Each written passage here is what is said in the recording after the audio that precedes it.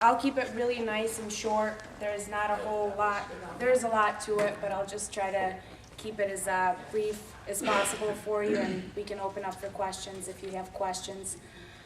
Basically, it's kind of like, it goes along, our nutrition program goes along with everything that everyone's been saying all along. It's one of the elements that's the most important for your health. It's, again, workouts, nutrition, and recovery. You always need your rest. You always have to make sure you're nourishing your body. And what we do in our program is really, it's not as restrictive as it is just watching what it is that goes past your lips. So again, what we do is we eat wholesome, nutritious, very vitamin-dense food. We make sure that we try to eliminate most of the sugars. If you look at just the historic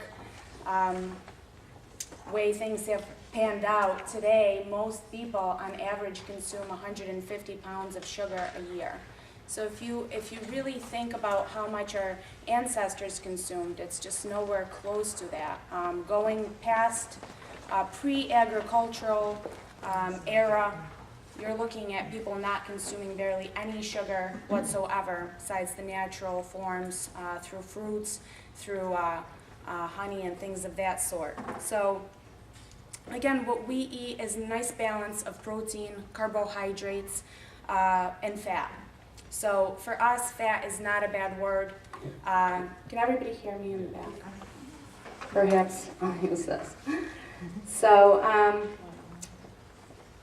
we kind of take a look at it from two different perspectives. There's two parts to the nutrition. One goes back to our ancestors and pre-agriculture, the way the hunter-gatherer society has really eaten from the very beginning.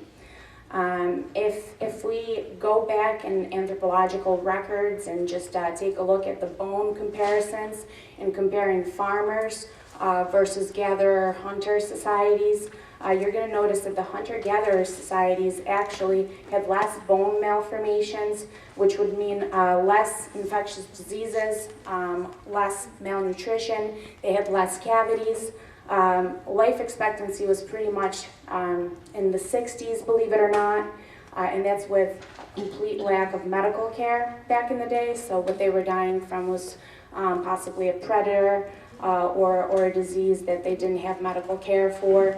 But their bones indicate that they had more iron, less calcium, protein deficiencies, less nutrient deficiencies within their bones, lower infant mortality, which leads us to believe that it wasn't just the exercise they were getting, it was also the food they were eating, and really how closely that food is linked into your overall well-being. So just looking at that, it makes a lot of sense. Then also just looking at the studies that are done by a lot of the doctors today, taking a look at most of the issues such as cancer, any liver dysfunction, any heart disease is really caused largely by inflammation in your body.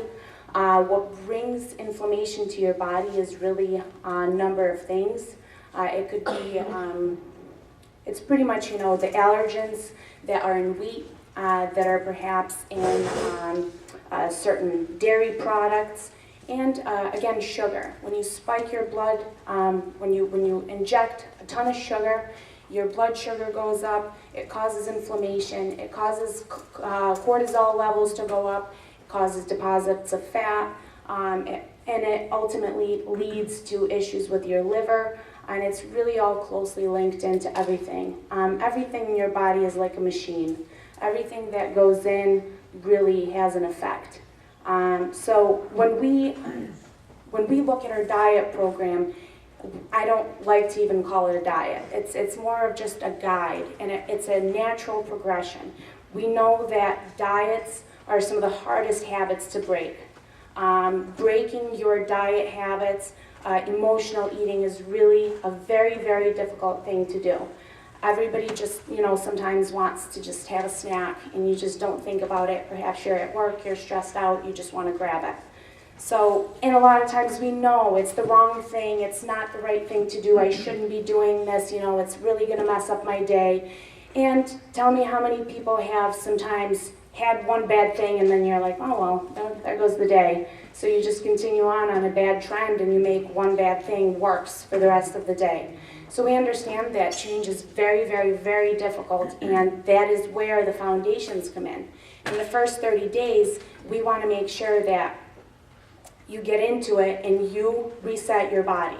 You reset your body in a sense that internally it's reset. With the diet program, with the nutrition program that we are proposing, you actually physically eliminate cravings to a certain degree. Your body actually is stabilized more, you have higher energy levels, and at the same time, your body is starting to act a different way. Your cravings are reduced because, see, the thing about sugar is it's kind of a vicious cycle. You know, once you get a little sugar, it causes a rush, and then you come down, and at that point you want a little more sugar. So you're just on a consistent cycle of kind of like a sugar binge. And with carbs, processed carbs, that's essentially sugar. So when you're eating a lot of processed carbohydrates, you're basically just spiking your insulin and you're just perpetuating the cycle. Whereas if you have a clean diet for a certain amount of days, it really trains your body to act a certain way and kind of just eliminate almost those cravings. And you know, it's not perfect, but it just gives you a nice stepping stone to where you can begin, you can build, you can progress. And the change cannot happen overnight, so we understand that. And a lot of times, you know, it's tough, but we're there. We're there as a team. We're working together towards the same goals.